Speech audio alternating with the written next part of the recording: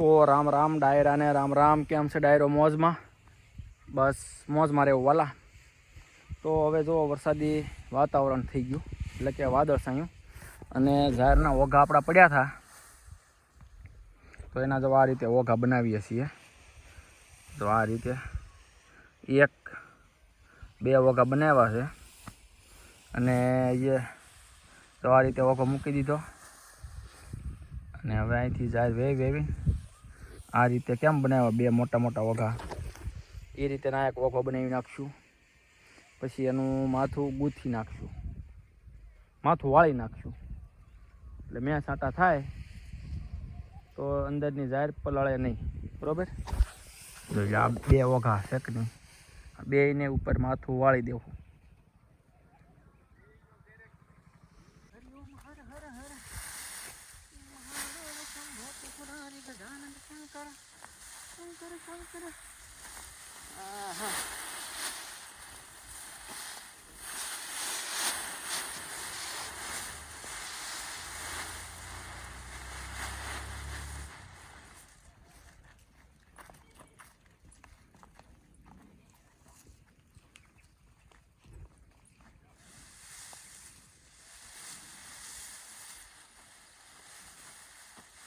ભાઈ આવા ધાર્મિક ભાઈ ઓઘા કરવા ખાલું ભૂરી જવાનું, ખાલી જગ્યા પૂરો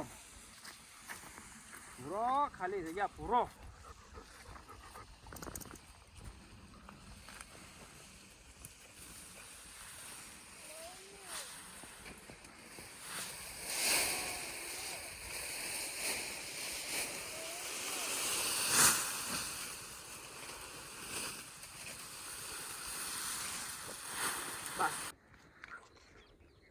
ને જો ઓઘા બધા કમ્પ્લીટ કરી વાળ્યા છે. 1 2 3 4 5 ઓઘા કમ્પ્લીટ કરી વાળ્યા. અને દિયા આથમાનો નજારો જોવો તમે, કેમ છે ને મસ્ત.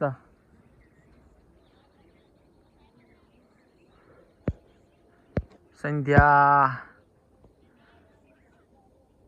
એટલે દિયા આથમાનો નજારો કહેવાય. એકદમ મસ્ત લાલ દી થઈ ગયો સૂરજ, અને ઓઘાય આપણે દી સતા થઈ ગયા છે. હવે વાતાવરણ કંઈક આવું છે, જુઓ અમારે અહીંયા. તો તમારે વાતાવરણ કેવું છે? પછી તો સવારમાં આંટો મારવા નીકળી ગયા વાડીમાં. ત્યાં ઓઘા કર્યા હતા ને, 2 ઓઘા પડી ગયા, જુઓ.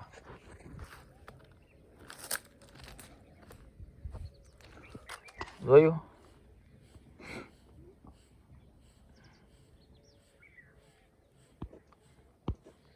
આને પાછા ઊભા કરવા જો હે, એક ના પડી ગયો,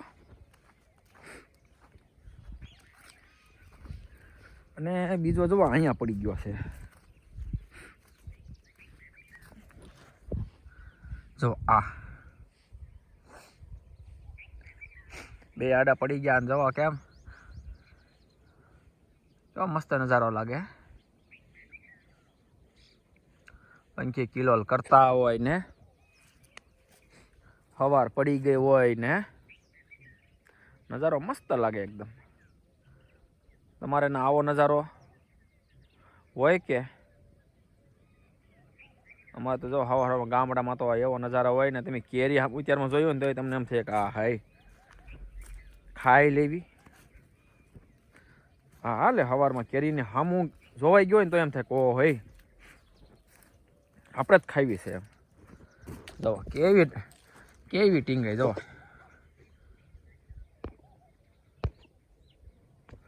છે ને.